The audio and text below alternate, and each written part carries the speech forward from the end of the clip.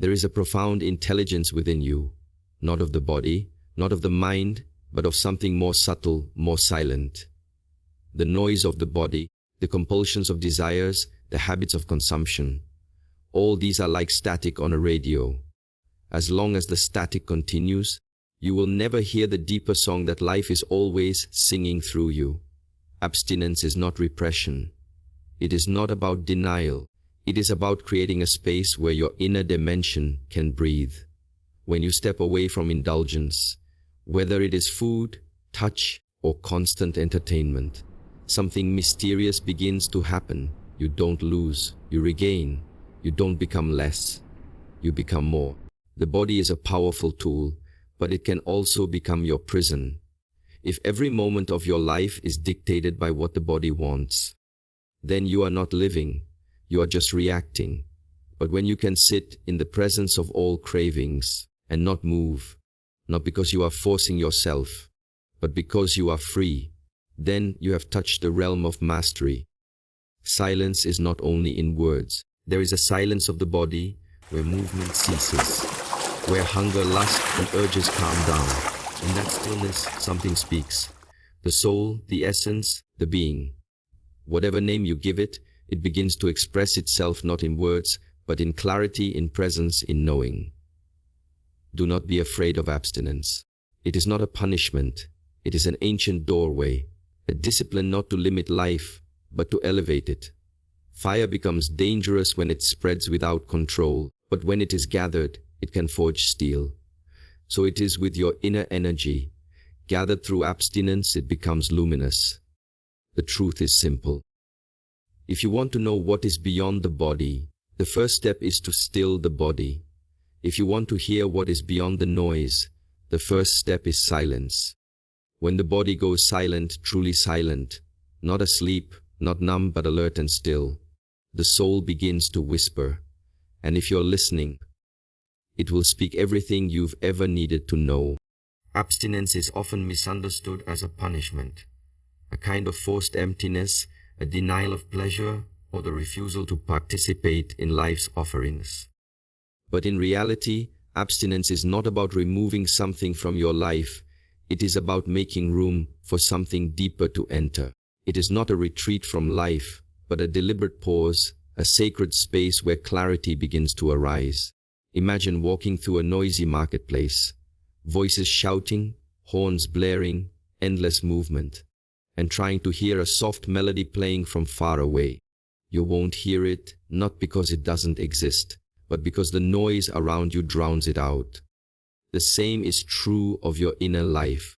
As long as you are constantly caught up in indulgence, food, sex, social validation, entertainment, you are in the marketplace of compulsions. You are so consumed with reacting that you don't even notice what you are losing.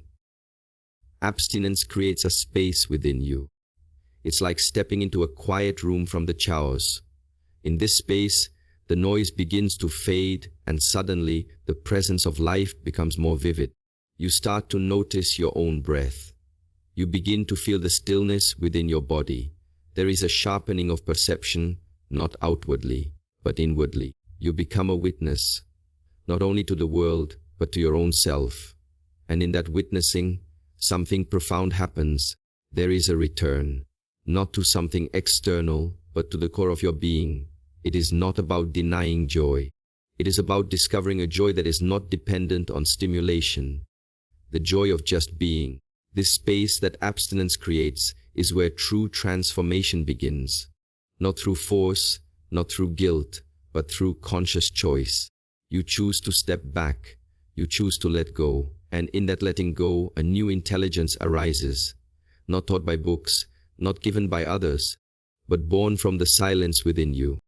The body is a magnificent mechanism, complex, capable, and deeply intelligent in its own way. But it was never meant to be the ruler of your life. Its nature is instinctive, compulsive. It hungers, it desires, it seeks comfort. If you allow it to lead, it will always direct you toward the familiar, the pleasurable, the repetitive. There is no evolution in that. Life becomes a loop, waking, eating, craving, satisfying, sleeping, and somewhere in that endless cycle, the The deeper dimensions of existence are forgotten. The body is not wrong, but it must be guided. Like a strong horse, it can take you far, but only if there is a rider who holds the reins. When you do not recognize the body as your servant, it becomes your master, and the master it becomes is not kind, it is relentless. One desire fulfilled gives birth to another. One indulgence becomes a habit, and that habit becomes a cage. People begin to live entirely in response to what the body wants. They are hungry, they eat. They are lonely, they seek touch. They are bored, they seek stimulation. But what they don't realize is that this constant reaction is slowly eating away their inner freedom. To reverse this, a different awareness is needed. The awareness that you are not the body. You have a body. It is your instrument, not your identity. Abstinence is the method through which this understanding deepens. When you deliberately choose not to act on every urge, you are not punishing yourself. You are taking back the reins. You are declaring, I am not here to serve the compulsions of flesh. I am here to explore the vastness of being.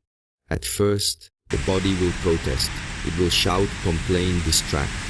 But if you remain steady, something miraculous happens. The body settles. The fire of craving begins to burn out. And what is left is a sense of quiet strength, a steadiness that is not fragile, not dependent. In this stillness, your inner clarity grows. The one who was lost in chasing has now become the one who observes.